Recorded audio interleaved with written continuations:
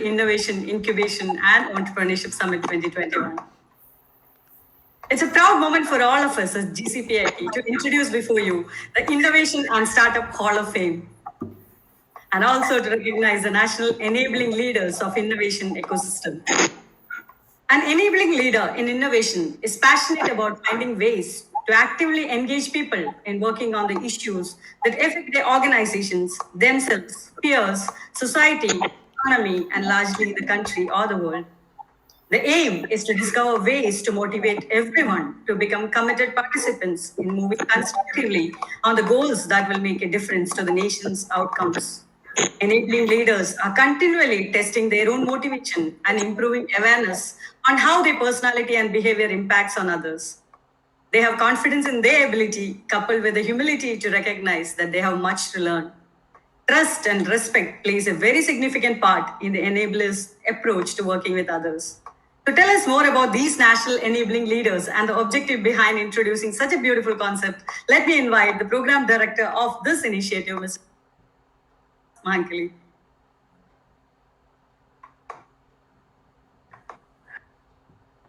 Thank you very much, Ms. Appanna and Mr. Santosh, for giving us this opportunity. This is indeed an amazing concept. I think this is the first time such a thing is being attempted. So far, we come across we a lot of innovators in our ecosystem. We regularly interact with a lot of startups, innovators, and there are a lot of programs to encourage the innovators and then assist them, support them, train them, mentor them. But we hardly come across any program that actually looks at who are these people who are behind this. We have angel investors, but angel investors are the people who are angels, but they are having certain commercial interests as well. They evaluate everything. They support all the investors, innovators, everything, even collaborating with the incubation centers, etc. But their motives are very much commercial also in nature.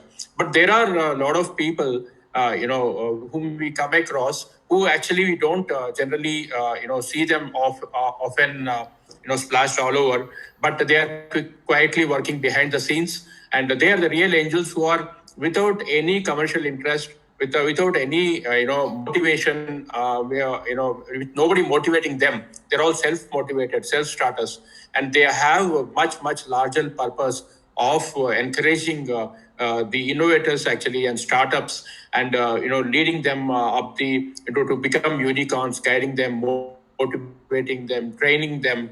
Okay. And when recently I was writing a book called Decoding Innovation, I come across a lot for startup hubs and innovation and incubation centers, etc. A lot of innovators, competitions, and a lot of ways in which they can become unicorns. I also studied a lot of unicorns. So, but I didn't really come across one place wherein I could collect all the information about the various people who are actually mentoring them and recognizing them. They are found different places. I need to look for such leaders. Then I was discussing with Santosh ji, and because he's running this amazing global innovation, incubation, and entrepreneurship summit, which which wants to facilitate incubators, innovators across the world, and give them the networking, as well as put them in touch with all the concepts and guidance, as well as investors, so to facilitate them to reach their goals and possibilities and attain their possibilities. So he said, it's a good idea. Why not we attempt that? Why not we? Because these people whom we are actually trying to recognize, they are not the people who want to be, always. They're not the people who are looking for recognition. They're always working behind the scenes. They're not looking because somebody is going to recognize them, or somebody they will never apply. If there is any program, they will never apply for it. So we need to do our own research. We need to really study, and we need to interact with a lot of startups and innovators who have been experiencing the kindness and the guidance and the inspiration that all these people have got to offer. And then I suggested, we need to have a very, very good set of leaders themselves, who are leaders, who can be a part of this jury and work with us alongside. And we assembled an amazing team of professionals who are offering, interacting with startups, offering various services to put the startups in the right path, are offering consultancies, or amazing startups themselves. Some of these people whom we have as a part of my jury, they are all amazing, startups. They have excelled in, all of them have excelled in something or the other, and they are so closely knit with the startup ecosystem, and they have, all of us could work together very well. In a short time, we could come out with a good, very, very good and interesting set of people. We could make a list of all of them across the country who have been working behind the scenes, and who are the real diamonds, who are the real angels. Okay, and then we thought we just give them our thanks, and then we thank all of them, and then recognize them. And I would also be very, very pleased to give a copy of my book also to them, if Santosh is ready to send it to all of them. It will be an amazing resource, because it has been done with a lot of research, taking into account the best practices and all those determinants of scale that different people have proposed, and have been talking about, come out with a lot of theories. I try to collate everything in one place, and I also talk about the number of all the incubation centers, educational courses, even these people who have been inspiring others. I would be pleased to carry it in my book. I would like to introduce some of my jury members whom we are lucky to have it here. Abhishek Bhattacharya, he is a promoter of Will. He is also a serial author. He has written a number of books, and he's a startup. He's a mentor. He's quite young, but he has achieved a lot of things. He has mentored thousands of students and startups across India. And then I have with me Rajan Kotadi. Rajan Kotadi runs an amazing blockchain as a service startup. He has got his own platform, and he has created solutions, blockchain-based solutions for almost any use case that you can think about, and he has offered solutions to a lot of companies across the world. I have with me Ms. Debajani Mohanty, and she's a well-known figure in India, and she's she's worked with a lot of startups, and she has mentored, she has touched almost everybody who ever thought of learning about blockchain in the world, through her excellent books. If you are into blockchain, first thing you learn, like how I also did. You will come across her book, and after reading her first book, then only you will come to know what is what is the A to Z of blockchain at the first level. Then you can go and specialize and do whatever you want. So, concepts education, blockchain from concepts to education, is an amazing book, resource for anybody who wants to enter blockchain and wants to know about it. And then she has written a number of other books, and I have also had the fortune of working with her on certain large projects in one of my old company, and we keep regularly interacting with her. Today also I had the opportunity to attend one of her amazing sessions on digital identity. And I have with me Ms. Kalpana Muthireddy. Kalpana Muthireddy acts as a legal counsel for a lot of startups. So she is writing an amazing book which will act as a very, very, very good resource for startups who want to raise funds, because most of the time startups interact with funds, etc., but they're not aware of a lot of legal issues that they will be faced with later. So to so that to enable them make informed decisions right from day one, and take safeguard and do enter into agreements which are win-win for them. She is writing this book, and it will be coming out anytime. I have with me Ms. Srishti Jain. She was a finance professional.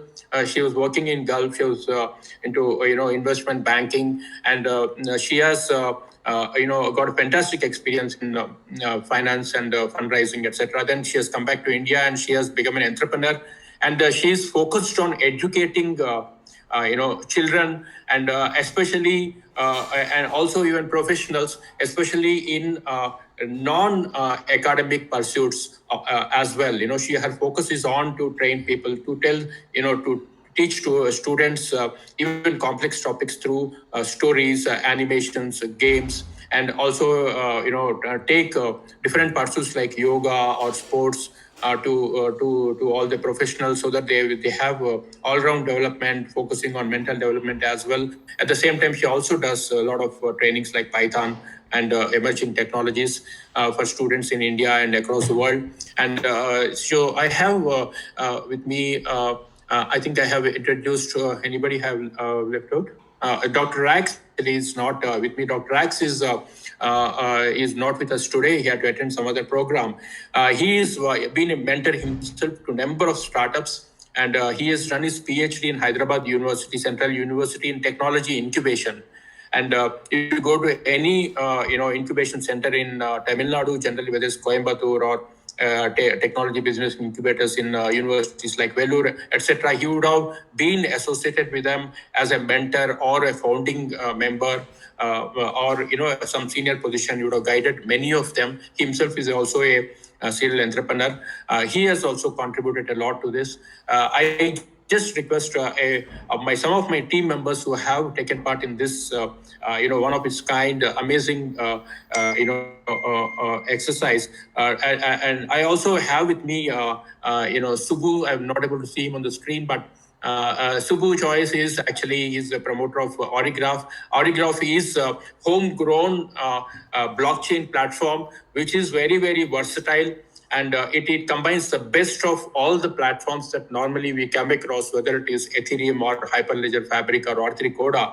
It has got taken the best of all of them, and it has got a unique graph database as well, which helps people to do a lot of analytics on the data. And then it also has the facility of offering very, very lightweight nodes, so that you can have lakhs and crores of nodes also if you are offering services over a G2C network or a B2C network. So we are very, very fortunate to have him also with us as a part of our jury.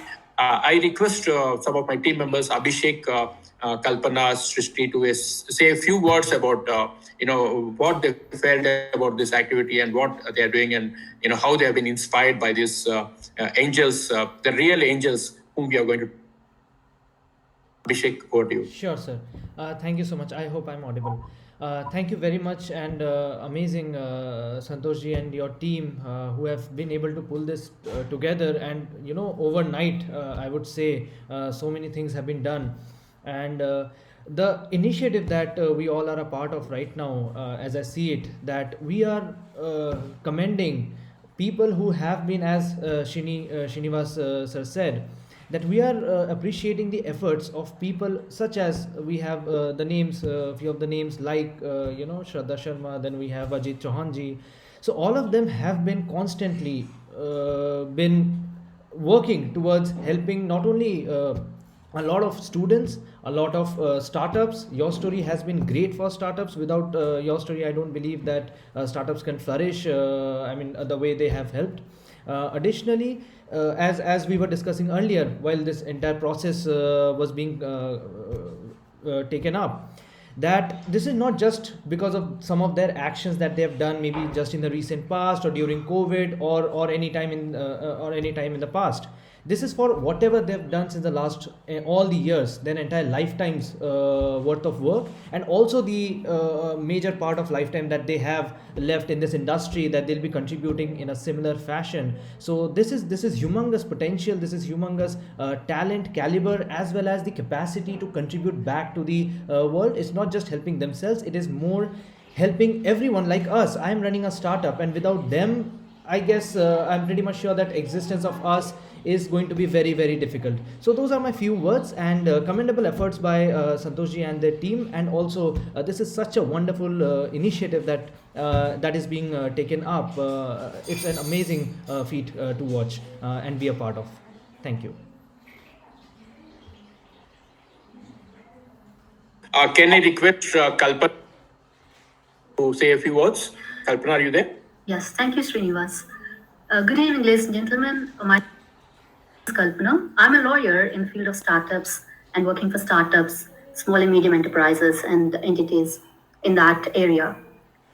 First of all, I'd like to take this chance to thank you for giving me a chance to share my thoughts here. And I'm delighted and honored to be part of this endeavor where we get a chance to not just recognize the leaders who enable innovation, but also to share their ideas so that we take this inspiration way ahead. And for this, I'm definitely thankful and also proud because I know that innovation is the way of the future. As a technology lawyer and as a lawyer now for startups, I think we are in the right path. All we needed was some guidance and support, and I think that's what our leaders are doing. And the least we can do for them is thank them. So, as a lawyer, I'd just like to say two words, and that is speaking from my experience. Law or legal complexities or legal compliances do not change with the size of the organization. Regardless of the size of an organization, even a startup or a small entity has to follow the compliances. And fortunately, unfortunately, they don't have the wherewithal or even the advice that is required to do the right thing at the right time. So while we do have an ecosystem of startups, the right kind of advice is slightly missing. And this is where I felt, having worked with large organizations all through, I somehow felt the need that when it came to my clients, despite being mostly innovative and quite resourceful most of the time, they lacked the right resource and guidance. And I wanted to go a little step ahead, and which is where I met Srinivas and his team. And this was in trying to write a book for not just my clients, but a lot of people in the startup scenario who have a lot of requirements but don't know what they are, don't know how to go about resolving them. And there came about the idea for my book, which is titled Legalese Decoded. These are tips and strategies for the business executive to navigate legalese that they encounter in their work. So this was not necessarily for people in the larger IT sector, it's for everyone who is a non-lawyer who encounters legalese. So that is how I felt the startup scenario has encouraged me to do something good, write a book. And now I'm part of this team where I'm not only able to do a little more, but also get a chance to see the leaders who truly are very inspiring, not just by what they've done. These are leaders from across areas, across industries who are doing everything they can to encourage this ecosystem of startups. And they're inspiring not just by what they're doing, but by, in a way, helping us and inspiring us to do better. And I'll keep this short here and say, not only am I delighted to be part of this, but I'm also greatly encouraged to do more in this regard. And for that, we have no one but our enabling leaders to thank for. Thank you.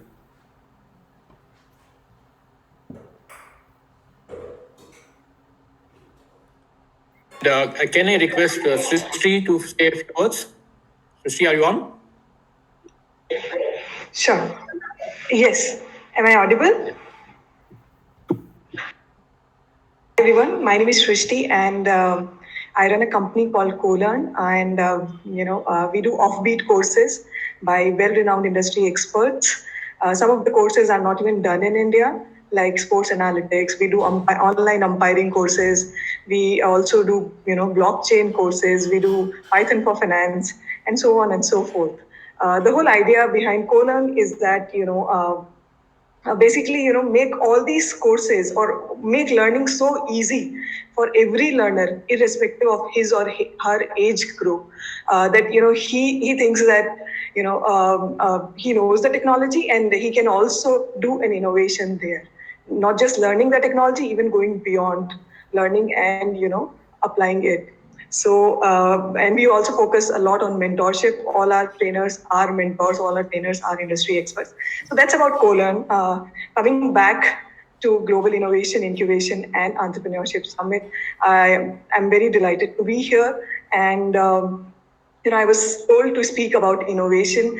So I just, according to me, innovation is basically, innovation is transcending from the boundaries of fear and unknown. And also doing something which you truly believe, irrespective of there is a POC or an earlier model, you still do it. It was the conviction of 7 friends to start an IT services company in Pune in 1981, which we today recognize it as a $9.2 billion company as Infosys, which is India's second largest company. And in 1981 they must not have thought about this, but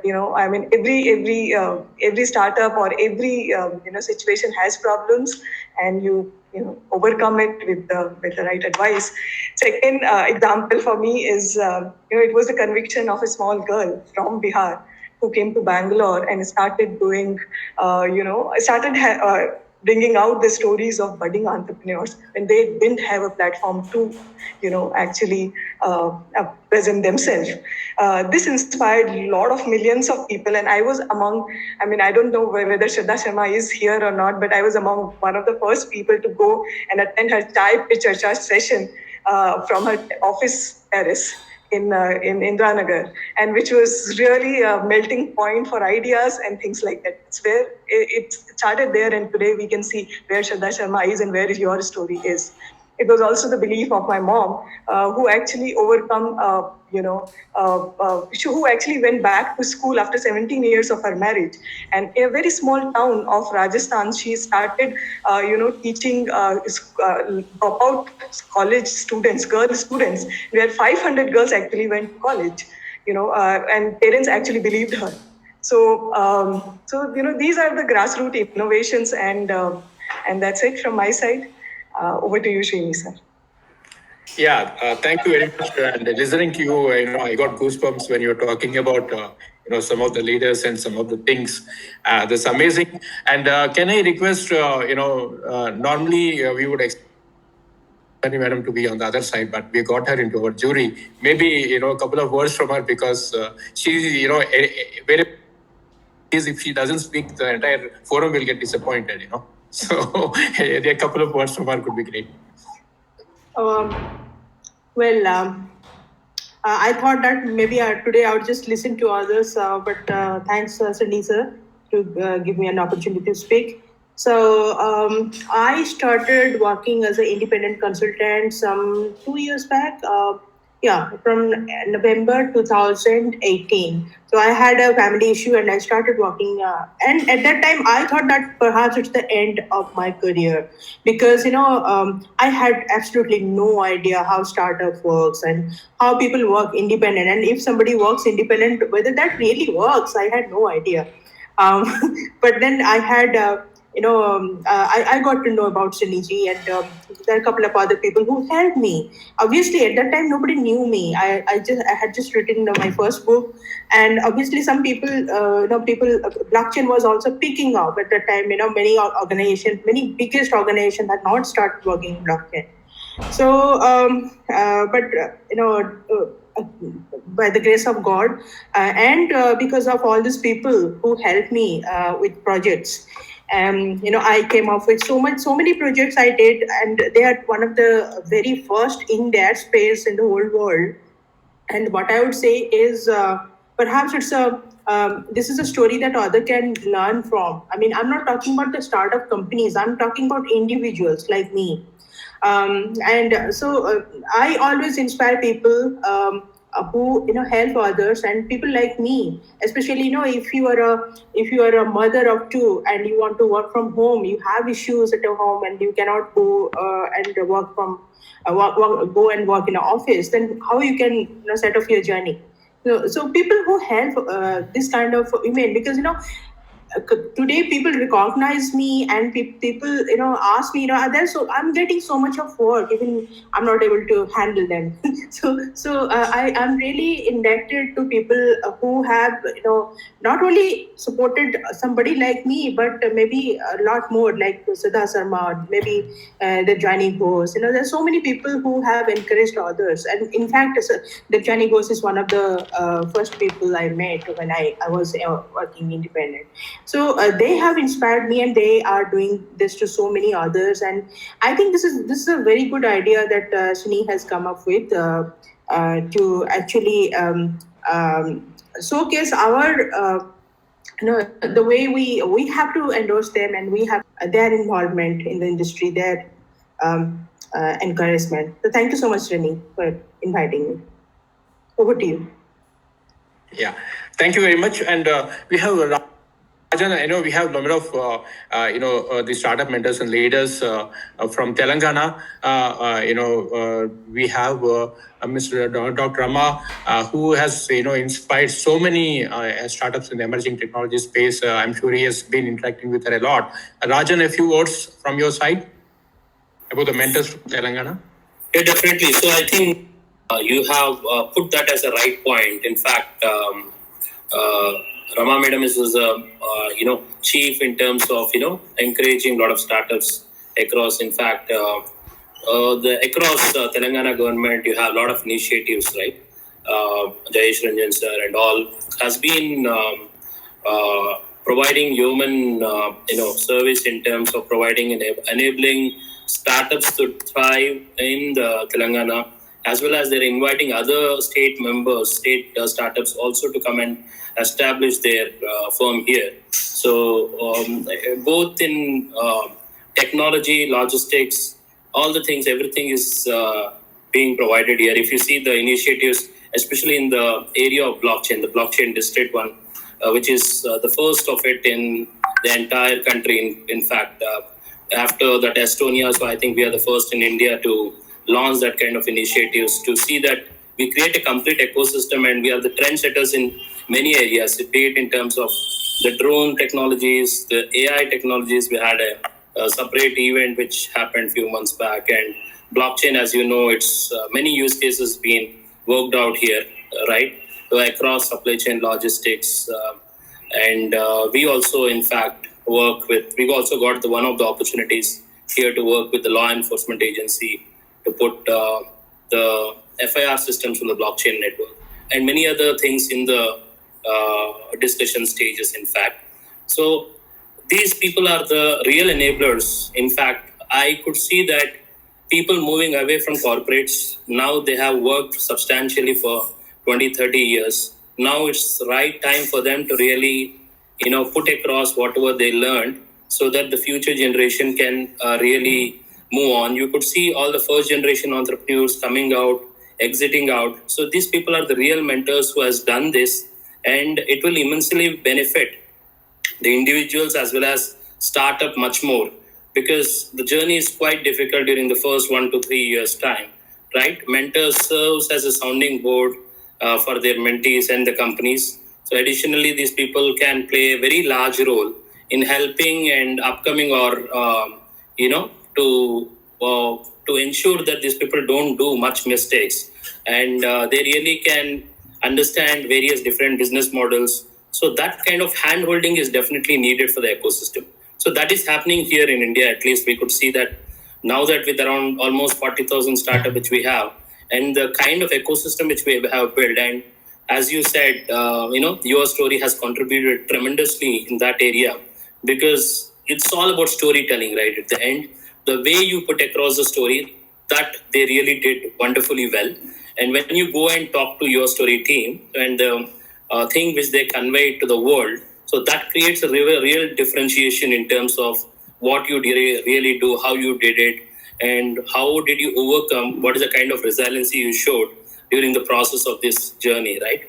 So you get some immense knowledge coming in. So they share their knowledge and experience across different verticals. In fact, we also had that. We have wonderful mentors, in fact, as part of our board. Some of the very senior members in India, right, who has done companies and who has seen the complete growth starting from few millions to few $1 billion, right?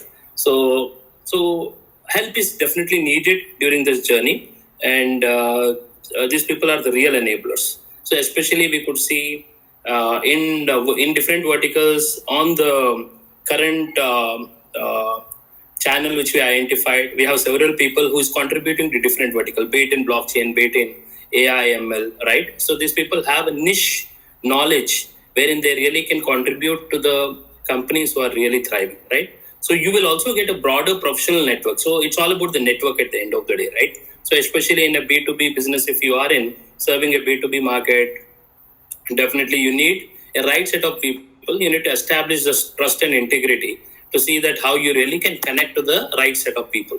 So the mentors will help you to enable Excellent, that. excellent. Yeah, thank you, Rajan. Yeah, Right? yeah. Yeah. And they also provide a lot of encouragement and they advise a lot in terms of it. And will be quite immense in terms of their experience.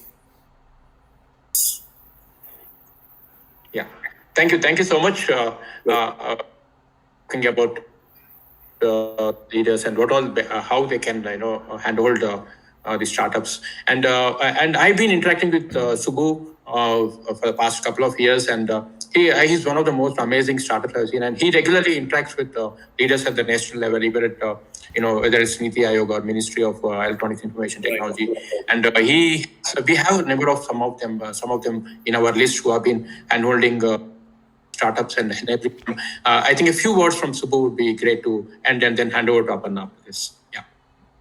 Thanks, Srini. Thank you so much for that, and thanks for the opportunity, Aparna, for this sort of, I would say, great forum to come across and interact. Yes, in the industry, we've been having a lot of mentors who've been, guiding entrepreneurs. I've been a serial entrepreneur, so it's been a long journey, 32nd year as an entrepreneur. But in the blockchain space, it's very important, especially in the cutting edge technologies, deep tech, as we talk, where India has been largely benefiting from services and of late e-commerce or rideshare type of startups. So when it comes to deep tech, there is a lot of, I would say, uncharted territory that we get into. And that is where people like Srini, Prasanna Lohar, people at METI like Debabrata Nayak, and I would say even folks at Mumbai from SPJN, Vikram Pandya, are a few of the people who come to my mind when it comes to mentoring deep tech in India. That's new space, and very grateful for all the guidance that we keep getting, especially on building value proposition as a DLT platform ground up, which has been built in India. Thank you. Thank you, Subbu. And it was we have, as everybody recounted, there are a number of mentors who have touched us sometime or the other, and who have been regularly behind the scenes working tirelessly without looking for anything in return. And it's a great privilege and honor for us to recognize and thank this action.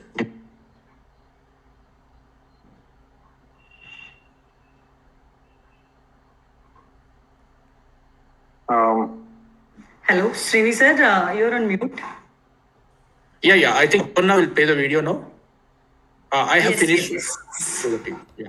Okay, thank you so much. Thank you so much, Srini sir, for explaining to us the beautiful thought behind this initiative. And thank you for introducing these wonderful people behind the scene. It was amazing and really inspiring to listening to each one of them. Leaders instill in their people a hope for success and belief in themselves. Positive leaders empower accomplish their goals. Now let's watch a short video to know more about these angels who are supporting our innovative ecosystem.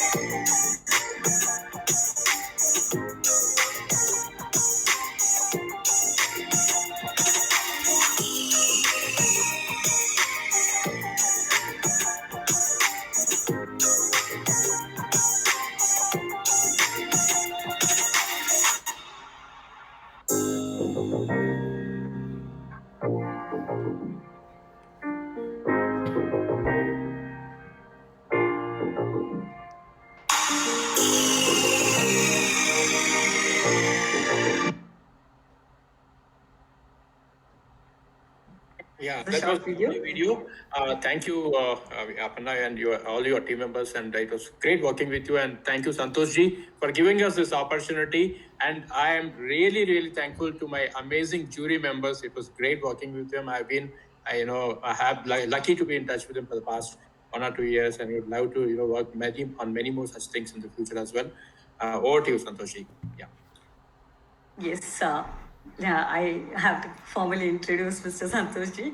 Yes, now let me introduce the founder, director, and global chairman of GCPIT, CAMSME, GCCR, and ICTME, Mr. Santosh to address, and also to invite the angels who are present here today to speak a few words and inspire us. Over to you, sir.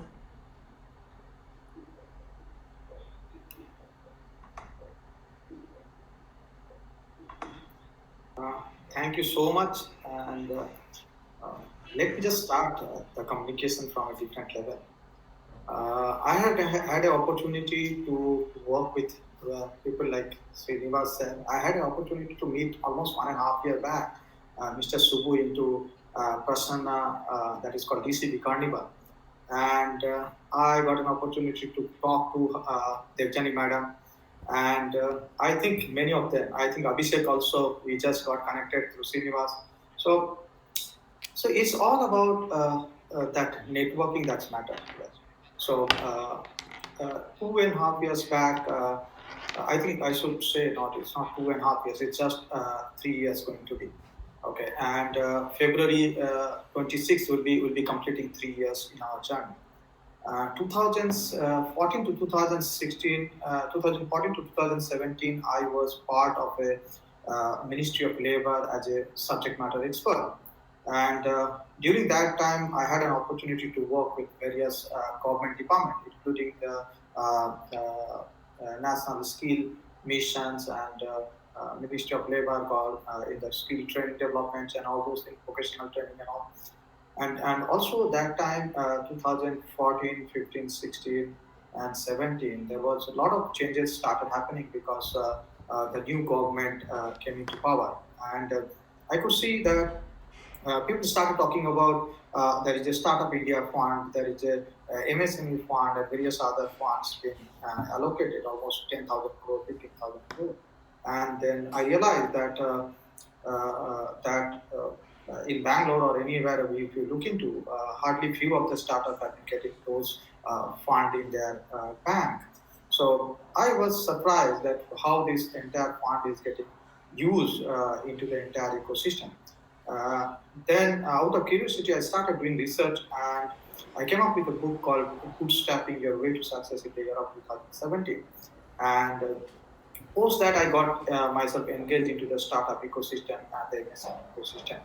And 2017, when I started going and networking with various ecosystem and the community in Bangalore or in Delhi and various other parts of India.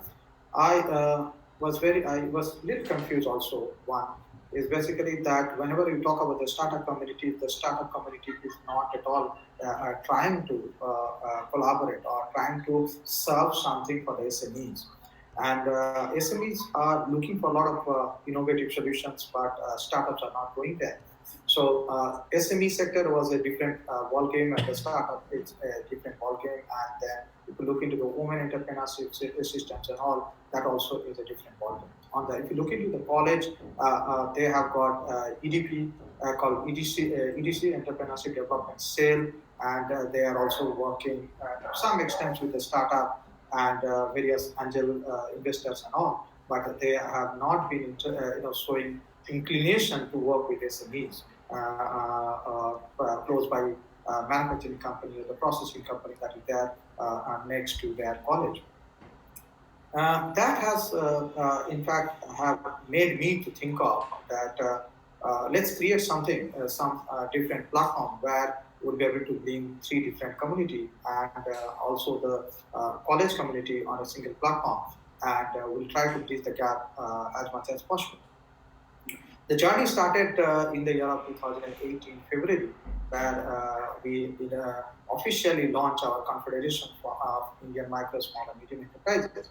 And that time the Confederation was part of one of the international body called International Council of Technology Management and Applied Engineering, which is a registered entity in US and then got registered in India. And then we started the journey.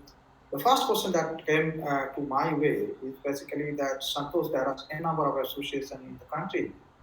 What are you trying to do? And why are you putting your efforts where you will not be able to create an impact? Good. There are many people who have criticized, and then I thought that, okay, since many are criticizing, that means I'm there in the right path. Because if everybody is telling that it's a good thing that you're doing it, probably I'm not in the right path. But since people are criticizing, I thought, okay, this is going to be one of the challenging responsibility that I'm going to take up. And I need to prove continuously that we are definitely going to be a different in the market. 2018, we started going into different industrial association into tier 1, tier 2 level cities, and have worked with global organizations also like MNCs like Panasonic and various automobile manufacturing companies and all. Then I realized that 2 very important things that I realized. One is basically that the way technology was evolving, it is more challenging to cope with. It's not about that the startup, it's not about the SMEs, it's also the corporate was highly confused whether it is the right time to adopt blockchain or IoT or AI or automated process and various other things, even on 3D printing and 3D modeling and all those things. Even that's called twinning, digital twinning and all those things. So there are a lot of ambiguity was there. Is basically, is it the right time? Then I thought, okay, let me go back a little and try to come up with something where we probably will be able to pull out a lot of success stories, the use cases on a different emerging technology space, and bring them to India and try to spread that particular learning across the community, so that at least different corporates and the startup or the SMEs at least can refer with some of the reference points, and they can start taking baby steps from there. And that's why that's why we got our international council registered, and we started journey. And then further we started realizing that it's not about that I can take out some use cases from Singapore or Bangkok or some other place and try to fit that use cases into India. Because India policy and the legal framework and the operational model is completely different than the country like Singapore, and it's also the geographical locations and the diversity that is there in country like India is more challenging. Then what we realized that whatever we are learning across the world, we should try to convert those learning into more like bring all those learning into the test lab and try to localize all the test cases. So there the concept called Center of Excellence for Innovation, Incubation and Entrepreneurship started. So in order to roll out the Center of Excellence for Innovation, Incubation and Entrepreneurship, so we conceptualize that if at all you have to bring certain use cases from different parts of the country or the world, we should have some center, and the center must be located close by to the industrial association, and that's what we started our journey. We started signing up an agreement with the different nodal colleges and started working with the local industrial association on the other side with the apex body in that state to create an advisory body to that particular center of excellence and bring the industry closer to the education system and try to explore the best of its minds and the solutions out of that particular center of excellence. And today we have, I think, almost running something around 20 plus center of excellence across India, and even we are also working with various IITs and IIMs on different startup programs or various other programs from a different perspective. Now the journey started, and all of a sudden 2030 happens to be one of the very challenging years because the unexpected things started happening, because we have never expected that in our whole lifetime we'll be experiencing something like catastrophe like this, and